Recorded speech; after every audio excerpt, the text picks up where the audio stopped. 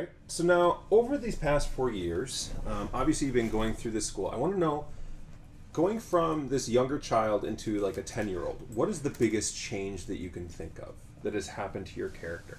And sort of what have you given up? You know, right now you're not really moving into an adulthood, but you know, as we grow older, there are things that we give up and there are things that we take in. So what have you given up and what have you brought in new? I don't want to go first. David.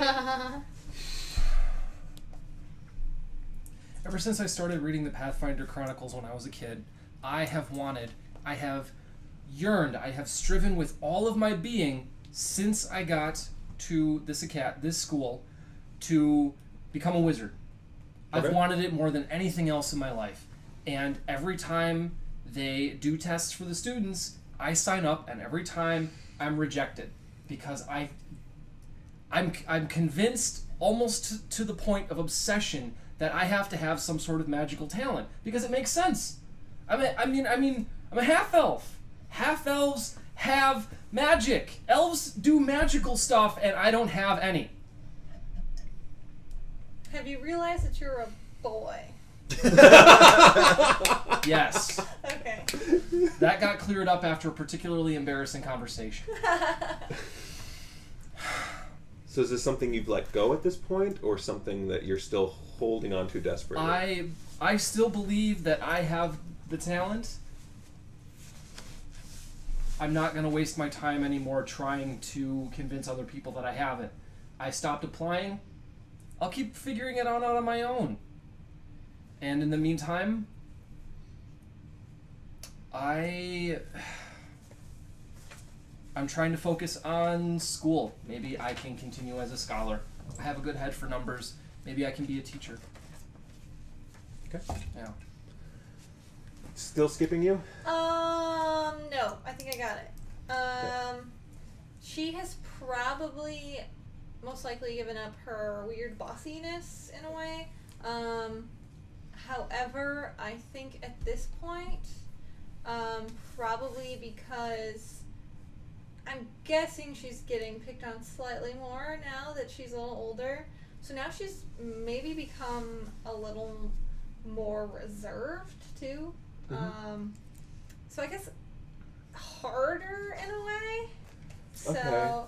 Like harder as in like more like a disciplined like hardness? more disciplined, but Okay. also like in her interactions with people, perhaps she's still a nervous talker, but she just tries not to. She makes friends with like 4 people, and that's good enough for her. So who are those 4? Well, yeah, 3, and then Corwin, right? So, and then perhaps maybe like 5 or 10. I don't know, depending on all like the NPCs that we're obviously supposed to be friends with. Mm. Otherwise, she doesn't like anyone, and she doesn't like them because they're mean, and she thinks that is wrong. So perhaps she's gotten a little angrier. Okay. All right. So, Lucas. Now you've just had this whole thing with the headmaster, where he basically told you if you continue your, what you're doing, everyone else is going to pay. Has this changed your character? It has, and he suffered a bit of whiplash in some of the changes that probably were maybe close calls. I think it had several results. One is he actually tightened his group of people he would consider friends, the people he associated with, because he was afraid of. At first, he actually tried to shut people out, just so he wouldn't hurt them, essentially. And at the same time, tried to be, the straight-laced. Really didn't work. He ended up trying to run away. Mm-hmm. I think that actually the lady Katerina probably brought him in. Secretly. Right. So that he didn't find out, because if he did, there would be serious consequences. Right. And at that point, he sort of figured out what he needed to do, who he was and how he could live under those conditions, essentially. So he grew more enamored even of stories of other people acting out, so to speak, but he was still very charismatic, still got along great with everyone, but his circle of friends became much closer too. Okay. And he still did include the 3 of you and Corwin. Okay. So how is he? He's 11 now? 12. 12. Yeah. Oh, All right. So at 12, like, how is he? Like, what kind of a person is he now compared to how he was then? Like, what is the Little more. I would say still a charmer, I'm tempered. assuming. Yes, tempered curiosity. I what would is say. his charisma now? 15. Nice. He still has a lot of the same characteristics that he had, just a little more tempered, a little more willing to go along with the rules. Okay. How about his uniform? Externally, it's pristine. I'll help you. My charisma is a 7. I could really straighten that tie for you. There's always some little thing he has to do. I mean, like at one point he cut the toes off his socks when we're under the shoes. Just something he has to do because the tiny rebellions that aren't known. Okay. Because otherwise he'd just die. Otherwise he has to. So is he like secreting away himself into some sort of little pocket as best he can to Parts sort of of not lose, who he is? So yeah, parts of him. And whenever someone else acts out, he's kind of fiercely jealous of it. So. Okay. Crystal? So I've given up the sadness before where I was just like, I'm gonna go home and the teacher put the sheet up and everything. Blah, blah. So I've given up that and I'm accepting of my place here because not that I like the school because I don't. Right. But no one likes boarding school. I've these first few people that I met, because I do have a tendency to be kind of clingy, and I'm not exactly giving that up. These I kind of see them now as my home. Yeah. And so that's how I view them, and that's how I was able to put aside the constant crying. Okay. How long did that last for? I mean, did it go away eventually, or is it still at 10? You're 10 years old now? Yes. Is that still there, or have you kind of become more accepting of just where it is and the emotions aren't quite as strong? Right. So because I'm more accepting, because I've made friends, the emotions aren't as strong. Which not that Not that you don't miss your parents. Right. Of course, It's not that. It's just that I've come to terms with it. Yeah. As much as a 10-year-old can. Right. So now, one quick question actually: do we have library access now? Yes. Oh yes, we do. Yes, you do. That would be very important. Yes, actually, you gained library access the moment that you turned 10. Okay. For you, actually, it was a little after you turned 10 because they were trying to figure out, well, a half elf at 10, are they actually 10? Are they different? There's a whole mathematical thing that one of the professors came up with. They had it on a whole chalkboard while you were sitting there. It was a very boring day. And then they denied you the library for about another year. But when you were able to enter in finally, you were finally able to sort of make your way through, and that's, I'm assuming, where your obsession with magic and all the testing and trying to kind of started. Yep. And that end, yeah. Okay.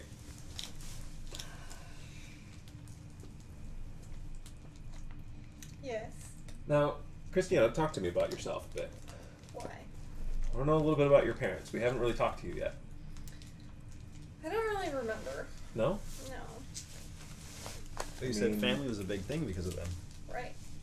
Is it that you don't remember because you don't want to? Or is it you don't remember because some other reason? Both? So if I had to push you for just a moment, what would you say about your father? That he was a very good man who always spoke his mind. Now you're 10 now. Yes. Right? No, 11. 11. I'm very sorry. Yes. So, how old were you when they? No, how old was I supposed to be, Jamin? 6? 6? Okay. I was 6. I guess, I think. No. Mm-hmm. So 6 years old. Mm-hmm. I mean, that's a very young age, and it's kind of hard to hold some of those memories. I mean, do you still have any memories that stand out about them? I feel like this is a talk show. I know, right?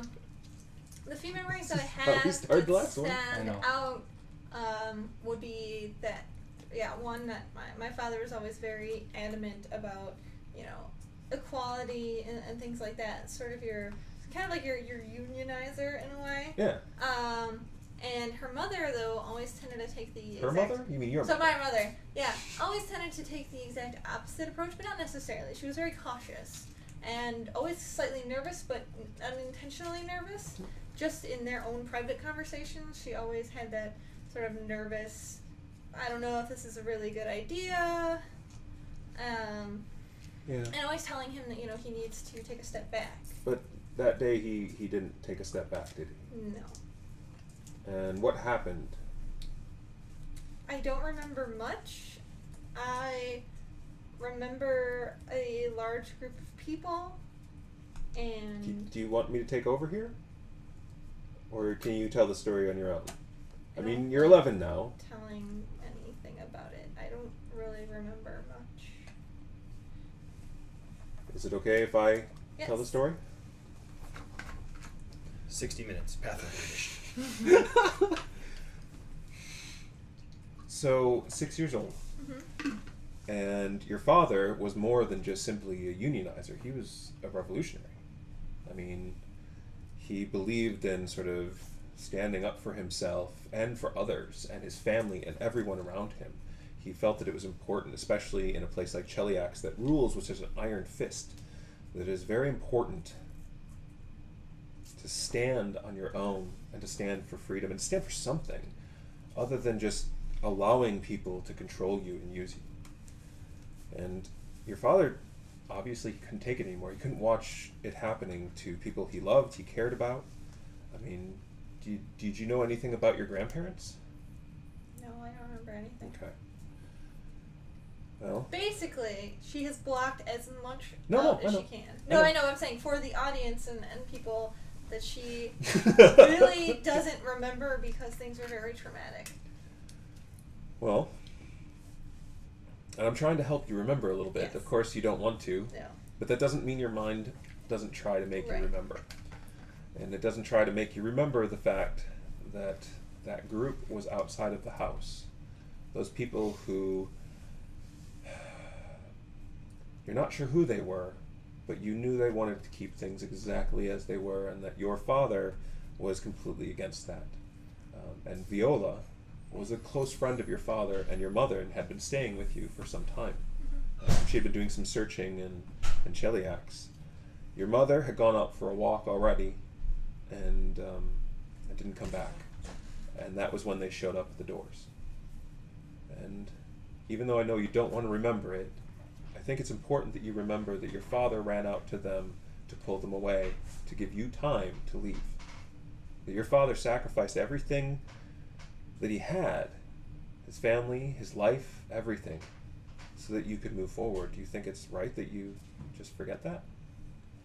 I mean, I haven't really forgotten. I just don't want it to happen again. And So I'd at this rather point- not have to relive it.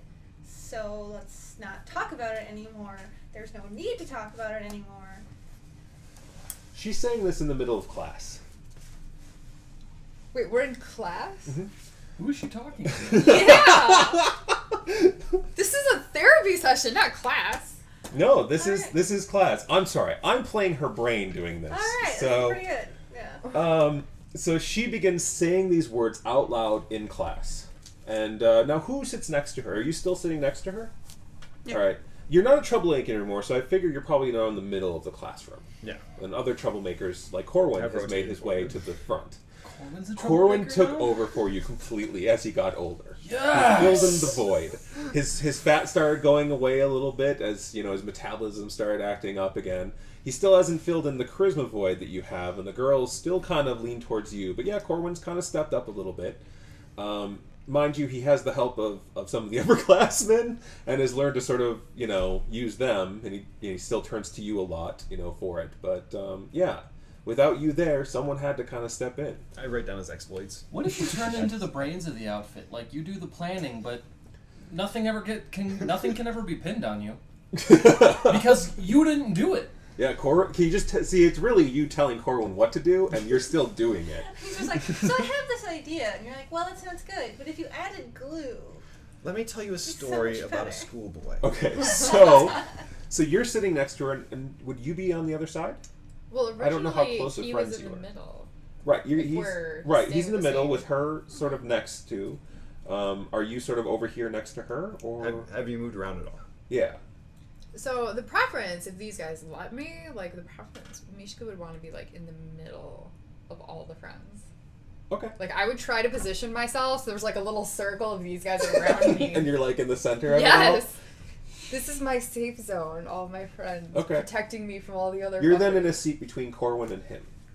So, where would you be sitting?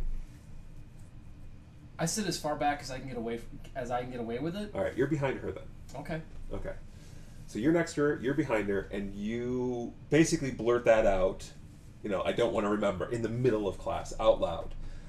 And you see that the That's why my charisma's a 7. yep.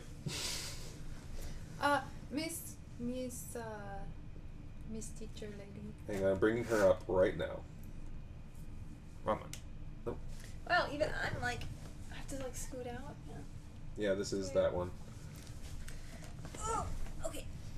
It's I'll scoot in. Vaughn, isn't it? Mr. Yep. That's Mistress Lady Vaughn. Katrina. There you go. Mrs. Vaughn looks over towards you. Mm-hmm. Christiana, is something wrong? Mm-mm. Is there something you wish to discuss with the rest of the class? Mr. Swan. Yes, Mishka. I have to go to the bathroom and I think Christiana should help me.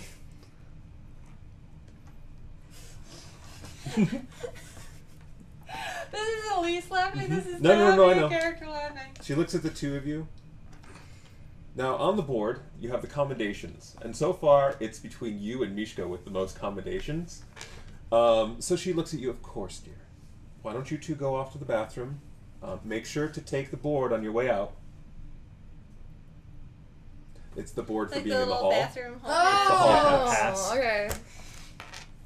Okay. So once we're in the hallway, Mhm. Christiana, are you okay? Yeah, I'm fine. Christiana, are you okay? Yeah. I'm fine. You are talking to yourself in class. I was not aware that I did that. I know what helps. I have chocolate. Thank you. You should eat some before we go back. Okay. I actually do have to go to the bathroom though. So maybe you can eat while you wait for me and then we'll go back. Okay. Okay. So, after class is over and the final bell rings and everything else, do you guys normally gather together when class is over, or do you have a specific place you go to or that you like to be part of?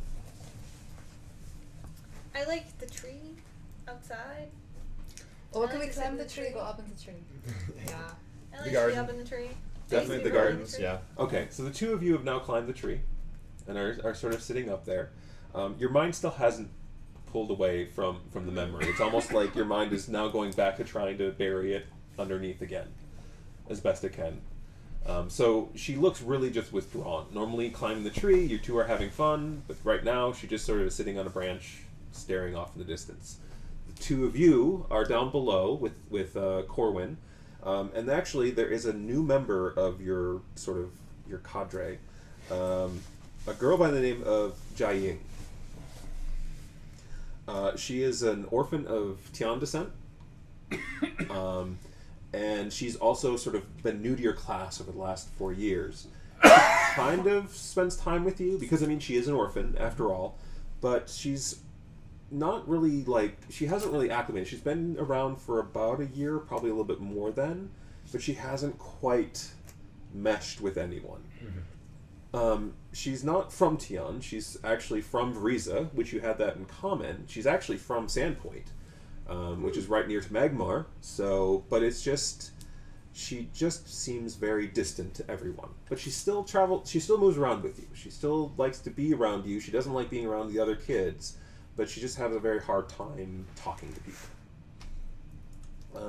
In addition to that, an entire other class over the past 4 years has appeared of more orphans, much younger than you. They've only appeared over about the past year. Do you want me to go through the names of all of them, or One moment. Good.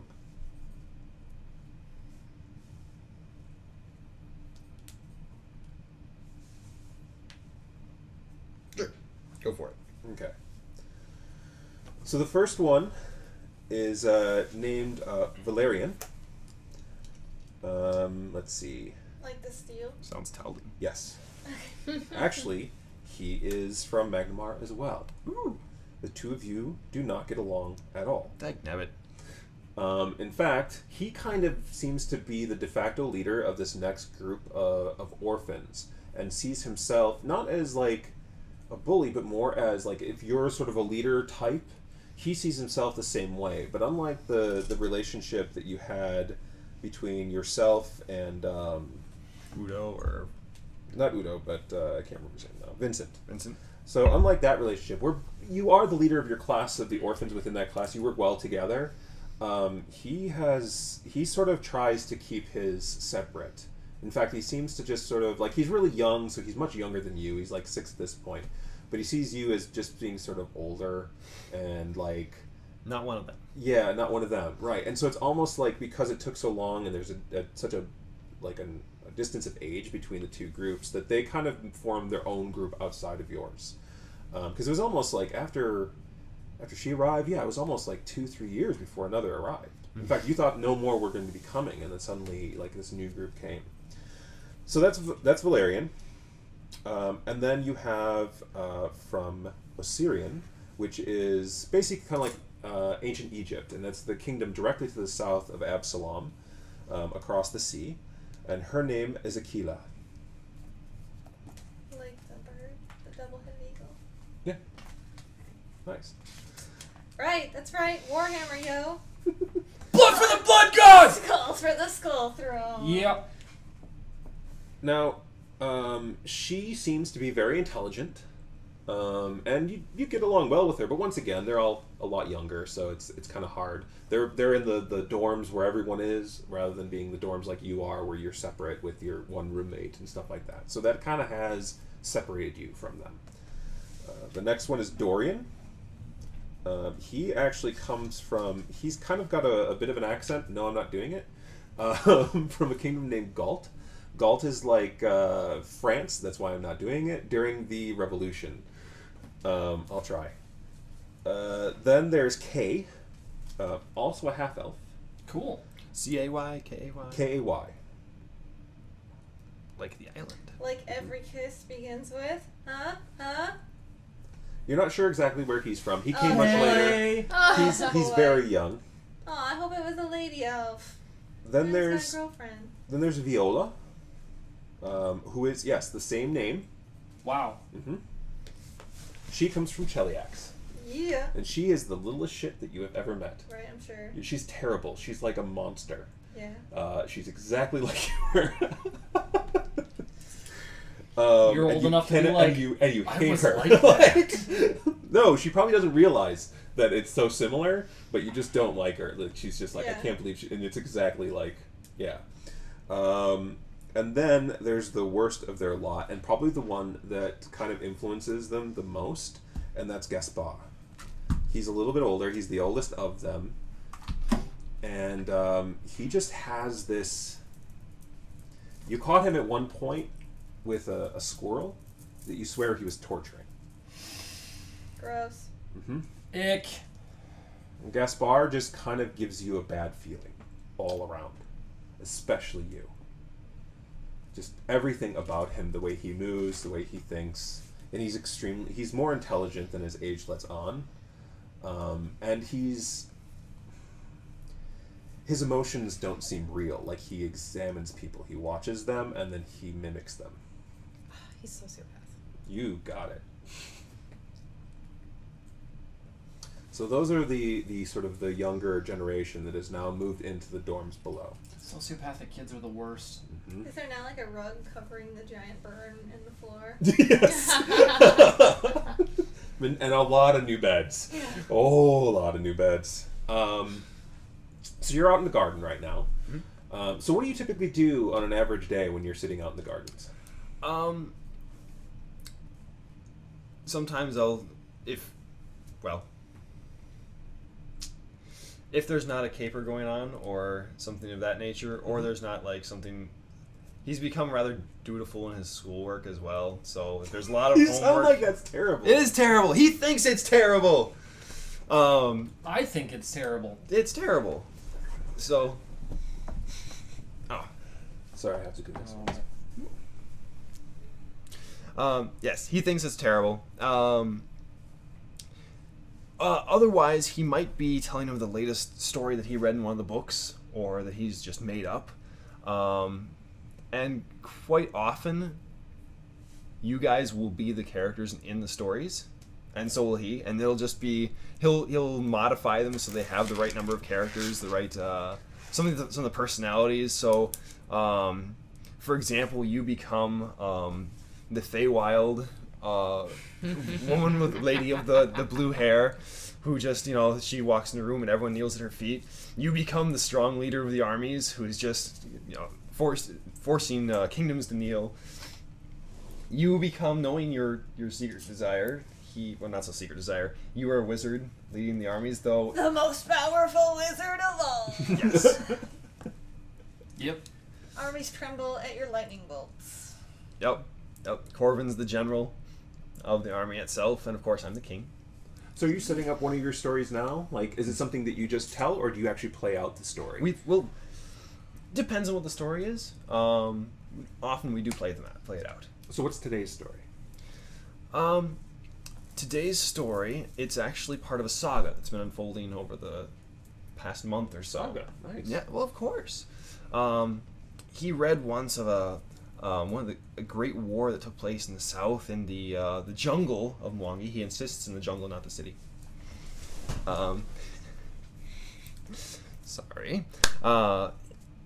So this is the great expedition turned into survival of a force led by one of the great Taldan explorers. Mm-hmm. And so naturally I play the Taldan explorer. And each character has this part. The force we were with has gradually been reduced to a smaller force of just 11 or 12. It's us in red shirts. And so we are forcing our way into the great tomb of the Monkey Emperor. I love reading about the Monkey Emperor. Keep going. Before us, there's a great, a stepped temple. There's a picture. I'll have to show it to you. They call them ziggurats. Probably? Yep. Yeah, we'll go with that. So the ziggurat, at the very top is a great statue of the monkey himself, the Monkey Emperor. And in his hands is a staff, and lightning is streaming from it. It's almost like, it's actual lightning. Actual lightning. And you realize, as you look in that statue, you are a wizard, that you have met your match in this monkey god.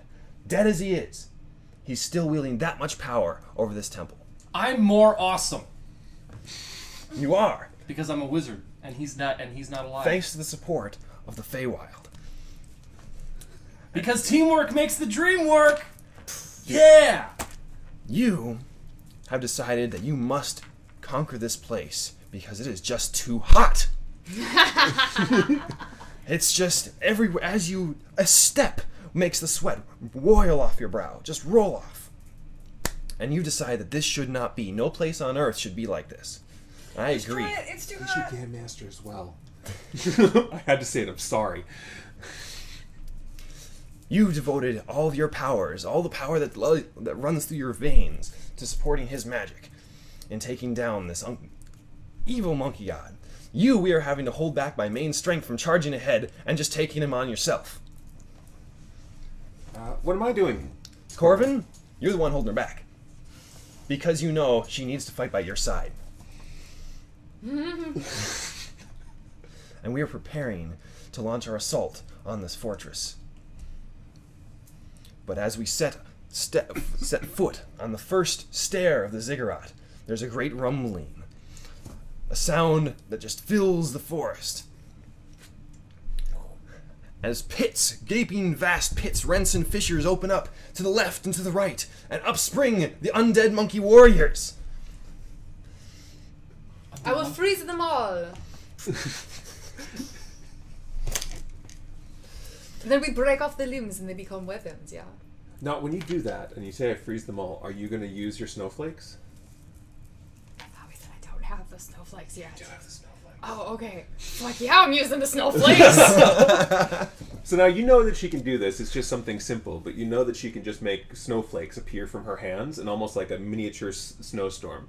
They're not really necessarily cold. They don't feel like, I know, they're not real snowflakes. There's nothing wet about them, but it's definitely like you can kind of see them and as they sort of come down. Can't catch a We break. haven't gotten to that I point get yet. so They're just jealous snowflakes. every time. There's that pause while everyone just kind of looks at it, like oh, they're so pretty. Wish I could do magic. So for the first time throughout your stories, because Jia Ying normally just sits back and she watches, she doesn't really take part. Can I have a sword? Yes, She's like kind of scooching herself up towards the group of you. it's a black blade that gleams in the night, and in the sunlight, it seems to devour it. What's it called? Night blood. Ooh. That's awesome.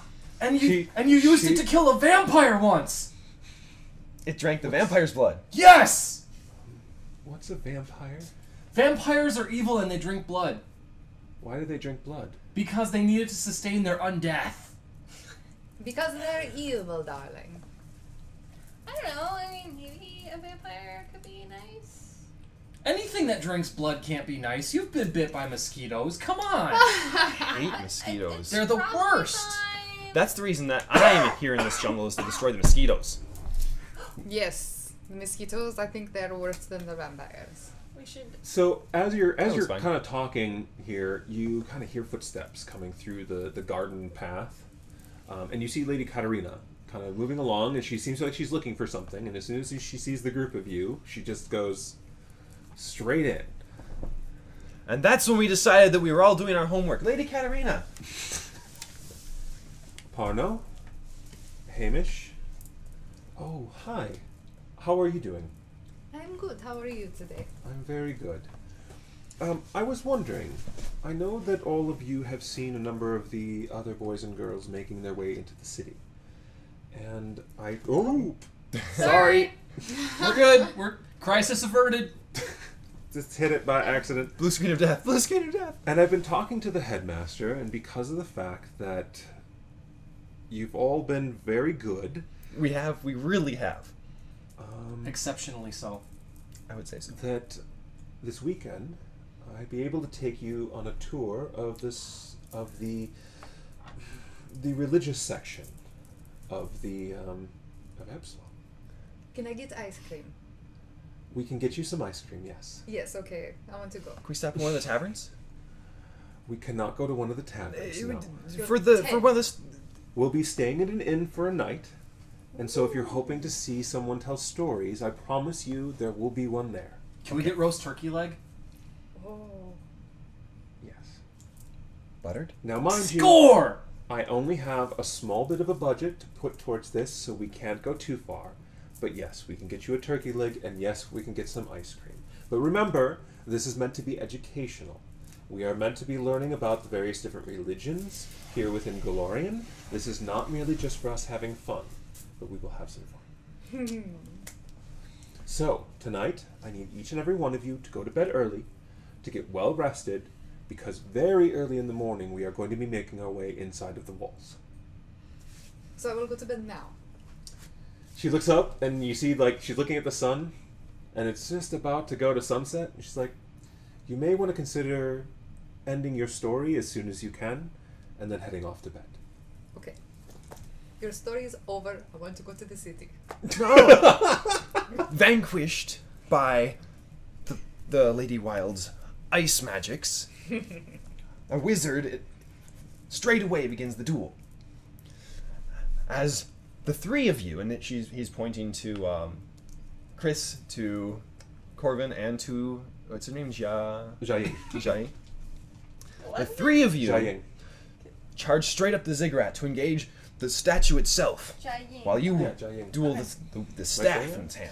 And there's thunder and fire everywhere and terrible elemental forces at my command. Yes! and you tear the statue itself asunder. They go on for a while towards sunset. They get carried up in it. A lot of times, like, they'll just go back and forth, and the two of you will be back up in the tree. And it seems like this is going to be another one of those moments. Do you kind of leave them and head back to the dorms? All right. Jia-Ying and Corwin follow you. Corwin follows you. He follows you a lot. He just kind of just like he used to follow around Parno, he now seems to follow you around more, and he talks constantly. So Christiana, when we go into the city, are you going to go shopping? No. Well, why not? I don't like shopping. Oh, I don't like shopping either. Shopping's boring. Corvin, do you have money that you could do this shopping? No, but I could maybe sell some things. Well, do you have things to sell? Do you have cookies? I can get some I cookies. don't think we can really sell cookies from the school. So what are you gonna do when you go in there? I don't know. Can I go with? No. Oh. I mean, I Okay. guess if we're all going Yeah? together. Oh, great. Not like together, like as a group. I'm not steering away from anyone. I'll probably. Well, stick normally with on these things, from what I hear, they have like these partners, and everyone gets partnered off. You want to be my partner? No, we can I'll totally. be Misha's partner. Oh. We're always partners. If I'm not partners with Parno. I don't really become partners with Hamish, but that's okay. We're cool. Yeah. Well, I know ever since Hamish came along, Parno just hangs out with him all the time, and he barely even hangs out with me anymore. So I know Perhaps you should discuss your feelings with him. I'm discussing them with Share you. your feelings. Maybe you should help you. Maybe you should partner up with Jia-Ying. Jia-Ying is behind him going,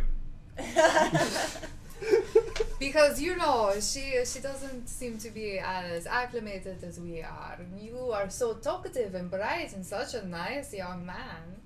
he just kind of smiles at that. How about Mishka, you be my partner?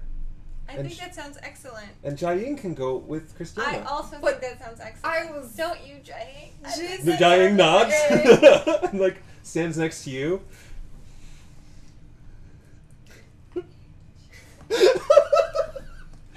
She just smiles. And he smiles and he's like, "Cool, I'll see you tomorrow then." And he Oh. goes running into the building. Okay. I'll owe you cookies So he's for gone? like 3 weeks. 3 months, honey. 3 months. I don't really like cookies anyway. No, so- you don't. I do. Yeah. Mm. I am very happy that we'll have this chance to talk. It will be very fun. You should make her help you get the cookies. This is her fault too. Sure. I can help. Okay. Yeah. She just looks a little nervous, like Right. she's just not used to talking to people. It's not right, really, but you know, it's neither just... probably I'm not. I either, know, it's so- kind of weird. Amy should Like, give yeah. you But she's really trying. description, like Okay. bursts and rolls of Do you wanna force go energy get some emanating from his cookies mighty now? jeweled staff. And then she was just getting ready to walk away. calling down meteors from the And sky. turns back and goes, "Yeah, we can go do that." Okay. Oh, okay. I think they're that way. I've somehow become a Okay, mage myself. so we're and gonna use move this detective magics to onwards. shield So the party you're all from the going- force of your How conflict. late are you guys staying out finishing your story? Very. Is it dark? Until I start to wait. Finish Do is one of the such a strong guards show word. up and have to find you, like with a torch? No, it's not that late. But like after a while, I'm like, wait a minute, it's really dark. Okay, so we finally slay the monkey god. We should go to bed. It's really late. It was anticlimactic. I mean, you have to come up with a better one, but do it in the morning. We have to go to sleep. I'll sleep on it. Okay.